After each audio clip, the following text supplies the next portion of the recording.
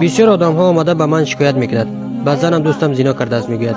زنم خودش خواسته میگوید. و من میپرسم خودت تازه بودی مثل فرشته بودی پاکیزه بودی؟ نه من هم زنا کردگی هم میگوید. و من گفتم خوب شده است که قرض تو را زنت پرداخت کرده. چی میشه دختر 8 سالت پرداخت میکرد؟ چی میشه دختر 9 سالت پرداخت میکرد؟ این قرض است برادرای عزیزم. اگر شما استغفار نگویید توبه نکنید زنا کنید همین زنا به شما برمیگردد. یک نفر بود که من زن ندارم اپم وفات کرده از من هیچ قصاص گرفته نمیتوند خودت رو تجاوز میکند برادرای عزیز. بعدی که نشید از نزدیکان زنا شدگان با تگ دیوالی تو تشناب میکند برادرای عزیز. این در حالت قرض میستد. برای همین فکر نکنید که من مردکم زنا کرده گشتم میگیرم. نه این کارها حرام است. اکنون چیکار کنم؟ دو شور شده ایستاده است. من چیکار کنم؟ شریعت همین را طلب میکرده است.